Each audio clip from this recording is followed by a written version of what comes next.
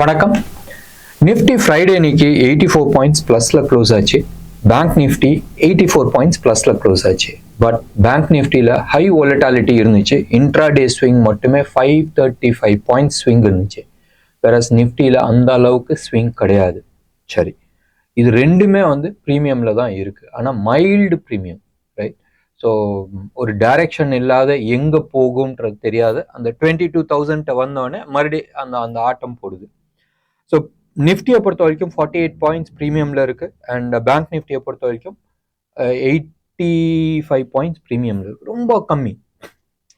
நீங்கள் நிஃப்டி எடுத்துக்கிட்டீங்கன்னா 22,000 highest புட்டும் 22,100 highest காலும் ரைட் ஆகிருக்கு.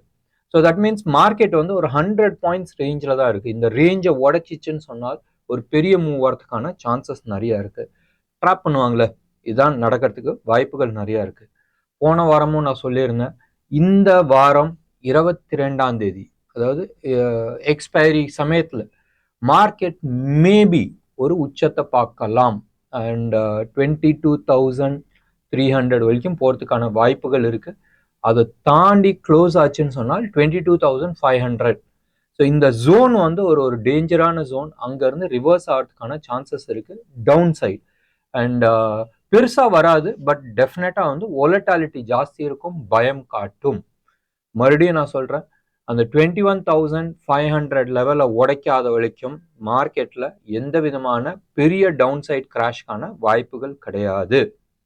ஸோ இப்போ ஏற்கனவே நிஃப்டியை பற்றி நம்ம சொல்லியாச்சு. 21,100 ஹையஸ்ட் காலு, 22,100 ஹையஸ்ட் காலும் 22,000 ஹையஸ்ட் புட்டும் இருக்குது. பேங்க் நிஃப்டியை பொறுத்த வரைக்கும் 47,000 தான் ஹையஸ்ட் கால் ரைட் ஆயிருக்கு. கீழே 46,000 புட்டு ஜாஸ்தி இருக்கு. வாலட்டாலிட்டி ஜாஸ்தி இருக்குன்ற பயம். நீங்க எடுத்து பாருங்களேன், ஆல்மோஸ்ட் 46,500 வச்சுக்கலாம். அந்த லெவல்ல தான் மார்க்கெட் இருக்கு. மேல ஒரு 500 பாயிண்ட், கீழே ஒரு 500 பாயிண்ட் தள்ளி தான் எழுதி இருக்கிறாங்க. ஸோ இன்ட்ராடே ஸ்விங் அவ்வளோதான் இருக்குன்றது எதிர்பார்க்குறாங்க. இன்னைக்கு வாலட்டாலிட்டி ஜாஸ்தி இருக்கும், மார்க்கெட்ல பயம் ஜாஸ்தி இருக்கும். பொசிஷன் நீங்கள் தான் பார்த்து எடுக்கணும். ஃப்ரெஷ் பொசிஷன் எடுக்கணும்னாலும் பார்த்து எடுங்க, ஸ்டாக் ஸ்பெசிஃபிக்காக எடுங்க. இப்போ கெனரா பேங்க் எடுத்துங்க. கெனரா பேங்க் கீழே விழுந்துச்சு. பேசிக்காக லாங் அன்வைண்டிங் தான் நடந்துச்சு, ஷார்ட் ஆகலை. So Canara bank, ICICI insurance, BHEL, SBI இவங்க எல்லாமே லாங் அன்வைண்டிங் தான் ஆயிருக்கு. ஸோ கையில் இருந்த பொசிஷனை விற்றுருக்குறாங்க, யாருமே ஷார்ட் பண்ணலை.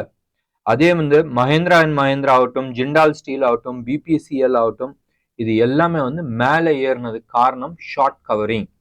நிறைய ஷார்ட் இருந்துச்சு, அந்த ஷார்ட்டை கவர் பண்ணுறதுக்கோசரம் மேலே ஷூட் ஆச்சு. ஃப்ரெஷ் லாங் கிடையாது. ப்ராபப்ளி இன்னைக்கு இந்த ஷார்ட் கவரிங்லாம் முடிஞ்சிருச்சு, அதனால கீழே வரதுக்கான வாய்ப்புகள் இருக்கு. ஸோ பார்த்து இருங்க.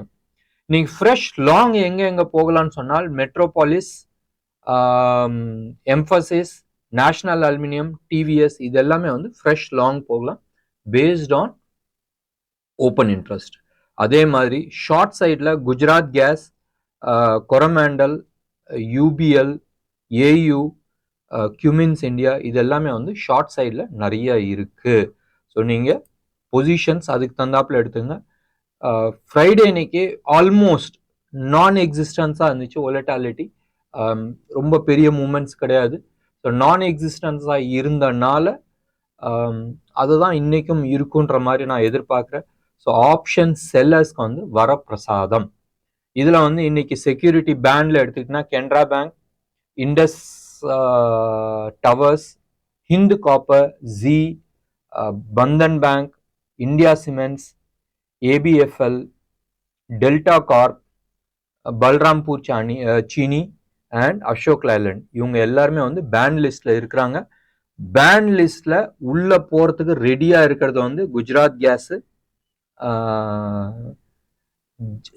GNFC, RBL, Vedanta, PVR INOX, GMR Infra, Tata chemical, BEL, BHEL, NMDC.